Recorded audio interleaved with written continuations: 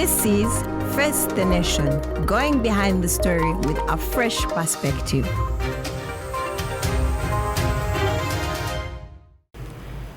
At the start of 2020, January, the elections were aballed and pushed to March. And on the 5th, news and results were already out.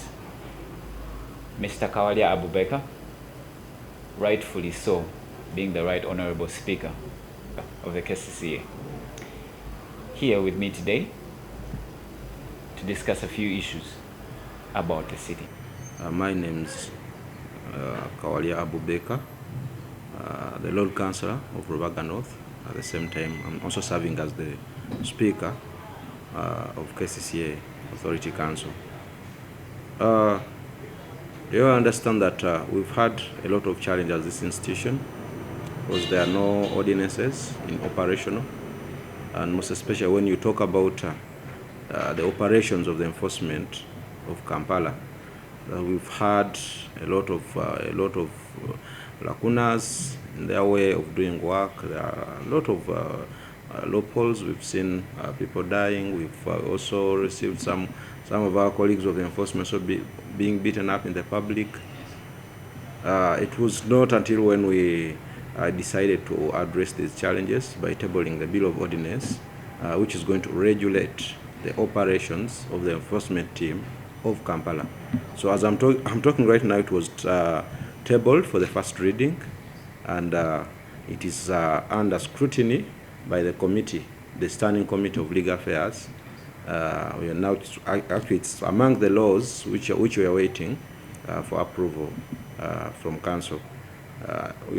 Actually, I wrote to the chairperson of the legal committee, and I was assured that the next ordinary council meeting which we are going to have is where I will be able to approve that Bill of Ordinance.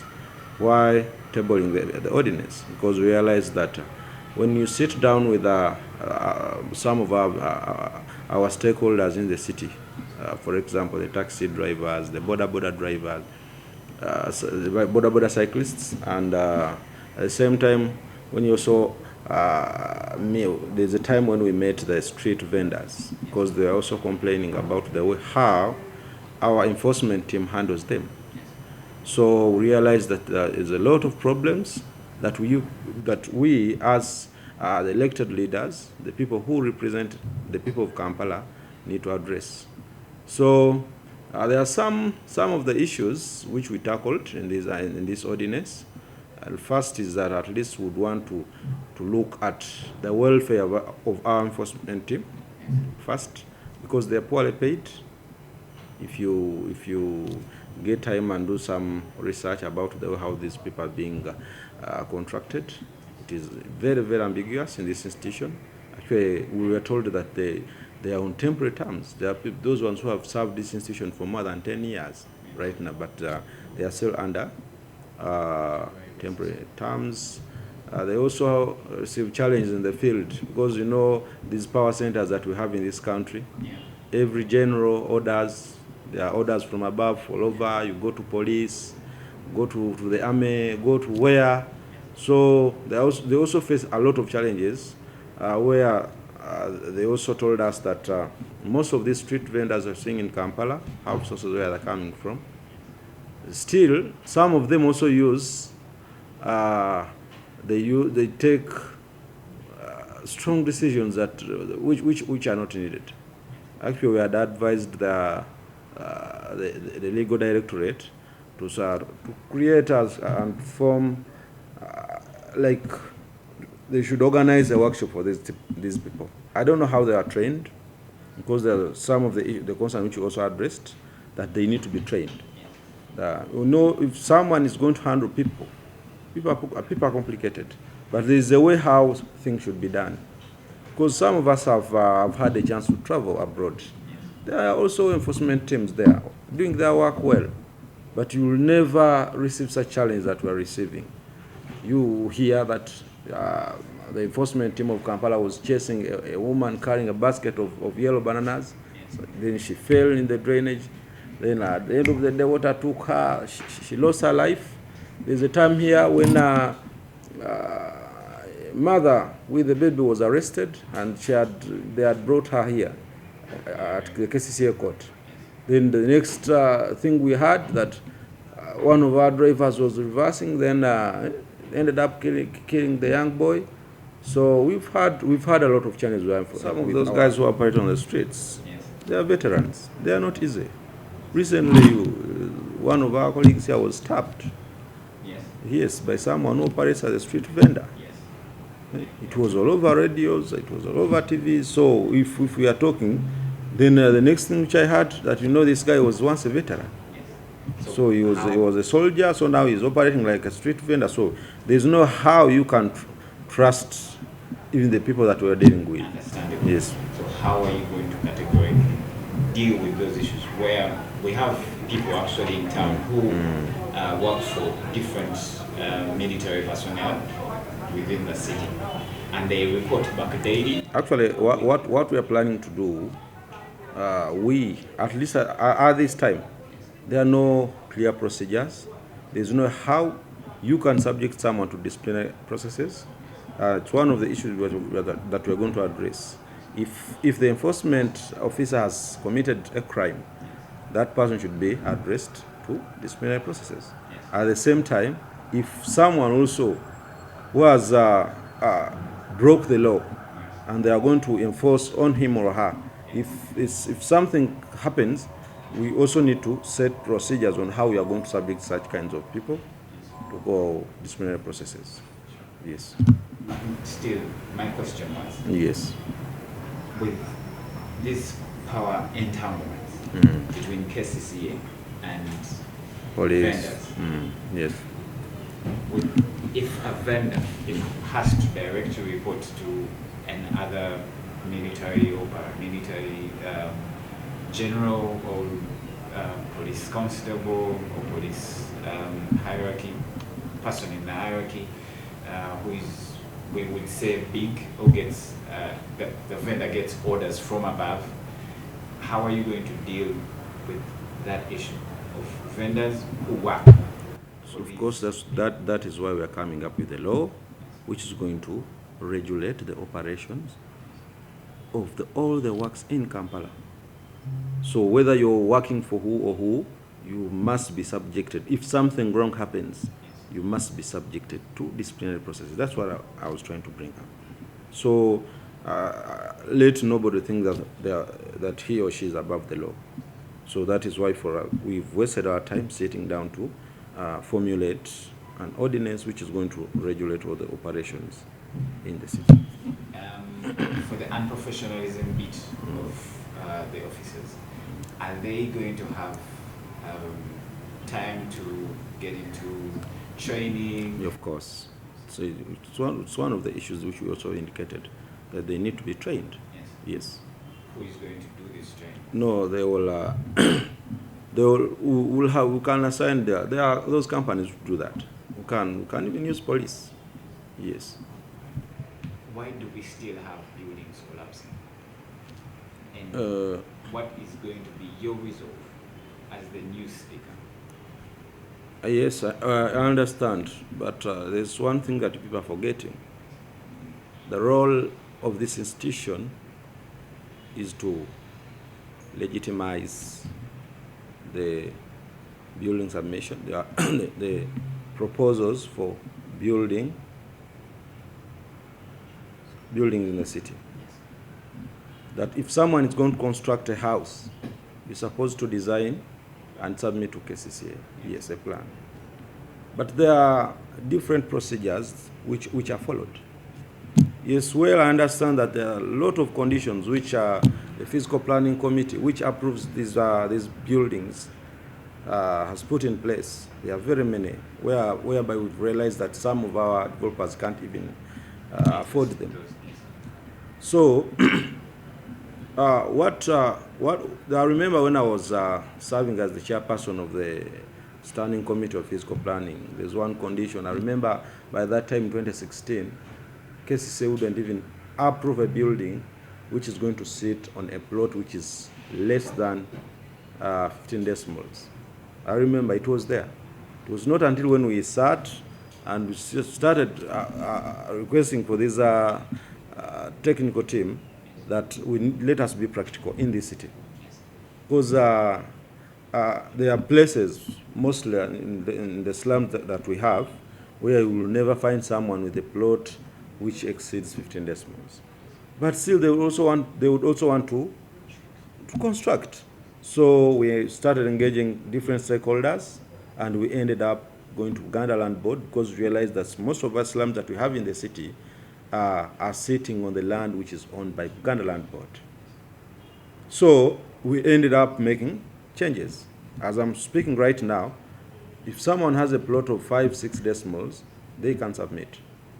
But you know, there's also this challenge of corruption in the city, whereby most of our developers have failed to submit formally to Kcca for approvals. And at the same time, they have also tried to use engineers who are substandard. If a building collapses, the first person that I would look for is the supervising engineer who has been on the site.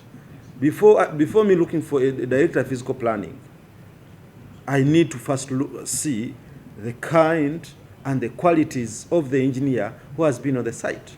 Secondly, the proprietor himself or herself.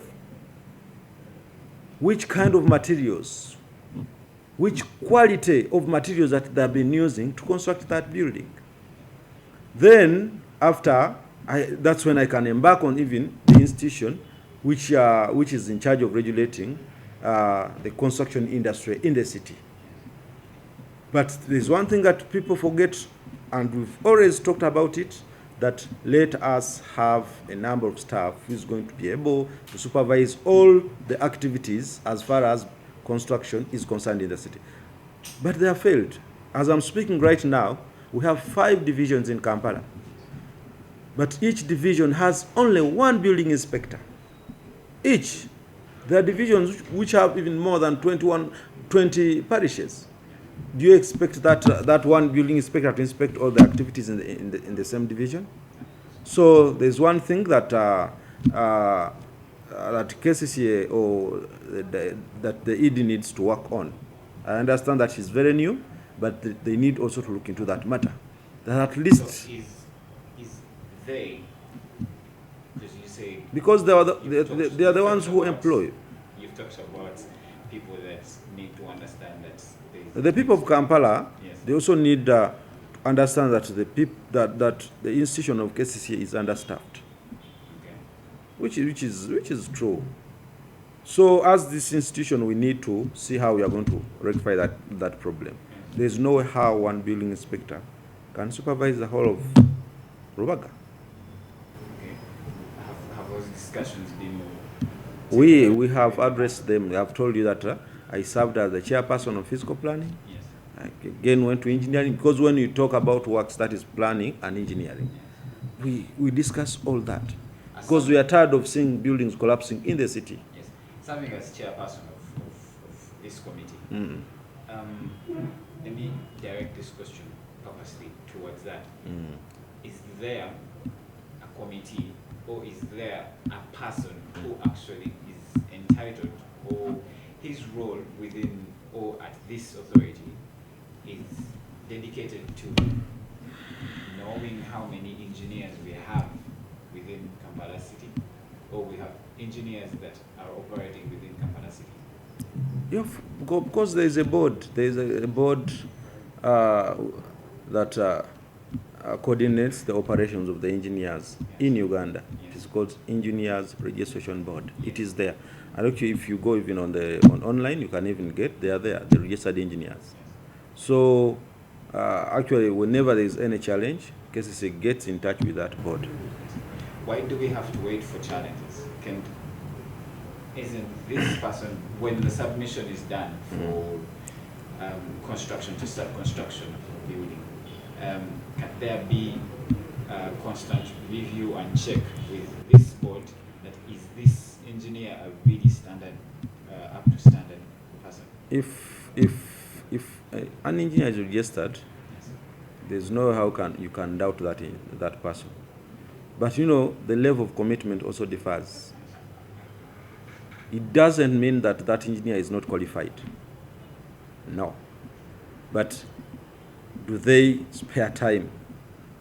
Because most of our sites that we have, you find there are university students or someone who has just finished school supervising a very big building, which is a bit tricky.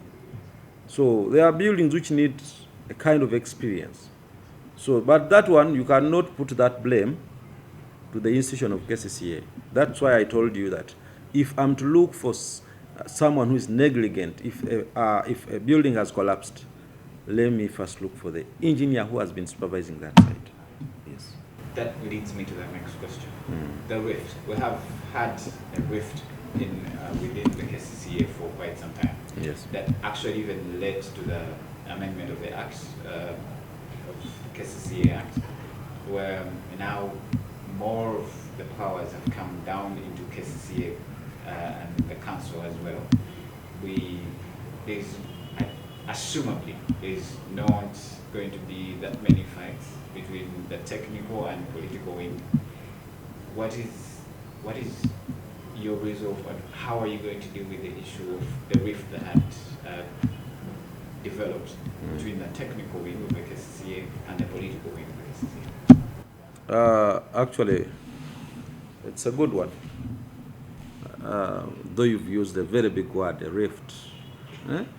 Because there's one thing, yes, I understand, but of course, yes, you know, ever since this law, ever since Kcca was transferred from local government to an authority, also I understand there were reasons why this was done. So first, government wanted to own the city, the central government. They wanted to manage each and everything. That even if you are going to pass a budget, I remember when the former ED was requesting for the mayor to go and meet the president over issues of increasing our budget. So there are quite a number of reasons to why this was done. But as far as I'm concerned, me as the Speaker of this city, one of the assurances which I made to the people of Kampala and my colleagues here at City Hall is that we need to work in harmony. And that will be achieved. How? There is a law which was amended recently last year in 2019. It clearly stipulates the responsibilities of the different stakeholders that we have in this institution. When you look at section 19, it clearly stipulates the roles of the executive director. I don't expect anyone in that chair to override on the roles of the office of the Speaker. Neither can I go to claim the roles of the Lord Mayor. So I think at the moment, we just need to understand the way how things are being done in the city. Actually, that's why, as I'm speaking even today, we are going to have an induction. One of the issues that we're going to address are the roles that each and everyone has. Who is supposed to call council meetings? It is the Speaker. Who is supposed to chair council meetings? It is the Speaker. Who is supposed to chair the executive committee? It is the Lord Mayor. What role does the ED has in the executive committee? He or she is the secretary. So as long as we fail to understand our roles, we will never end the fights. So I call upon each and everyone in the city that I understand there's a lot to be done. And if we sit down and understand what each and every one of us has to do, I don't expect that we will ever have rifts. There's another thing, politics, of course, at play. Yes. No government doesn't want to fail. That's why we've been talking about the issue of rifts. Yes. And that is why some of us have come out clearly to say that there's no way how we can accept the government institutions to be used to serve the interests of one individual. That's why you've been hearing us fighting here and there. There's a time when this law of taxes was brought, we defied it. We came out clearly, at least to show the people of Kampala and Uganda that there is a procedure on how things are supposed to be done. If you're going to bring an instrument to operationalize the the taxi and boda industry, at least you first engage the different stakeholders in the city. We have the mayor, we have mayors of divisions, we have the speakers of divisions, there's authority speaker. Let us first have different engagements. And there's no how you can pass a law when someone who is going to be affected is not in the know. You're passing the instrument where you've not engaged the boda riders and the taxi drivers. So that is one of the challenges why we have been having rifts. The rifts that we're talking about in this. But me, as a speaker, I've done the needful. I'm good at engaging, and I'll always do that. Yeah? Whether we may not be in the same line, we may not be having same beliefs on the way how this country should be managed, but at least I'll make sure that before I proceed, I first engage you. Then when you fail, that's when I'll do plan B. Yes. Engagements. Yes. Were there enough engagements for the new bill of taxes that is going off, that is supposed to come into play? Well, that's what I've just explained. They've never engaged us. There's a bill which I myself tabled before council, beginning of last year. It is still under the committee, the committee of engineering. They are managing it. They're about to finalize. Then the next day, I see the minister at the media council addressing the journalists on how they are going to regulate taxes in the city when the bill of ordinance is not yet ready. But at least what we've done, we've tried to engage different. Even the minister, I myself have tried to engage her that please, what you're doing is not right. There are still a lot of concerns that we people need to sit and talk about. So at the end of the day, I believe that we can be on the same page for the betterment of Kampala. Still, then, you've been the first speaker. Yes. In this case here. At a very short period of time, and I've seen you in another position. Have you enjoyed the liberty? Of course, these are not matters of enjoying. You know, when you're serving the people, you don't need to be selfish.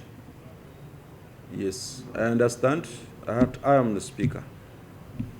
But we also have to look into the aspect of career building. I'm a career politician, that if I have served here as the councillor, no, it's not a crime for me to eye another position. Why? It's the people who decide who should be their leader.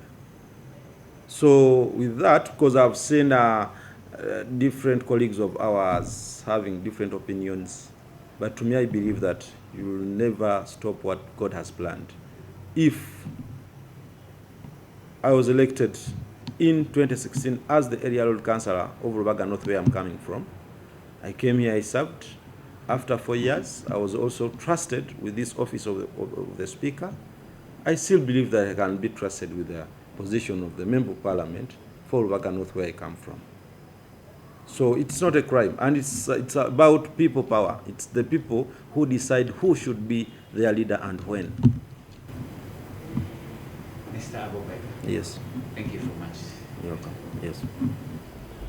Well, you heard it yourself from the Right Honorable Speaker, Abubakar Kawalya. He says strongly that politics is not supposed to play, but service delivery is supposed to be the task at hand. This is Face the Nation. Join me next time, wherever you're watching. Thank you.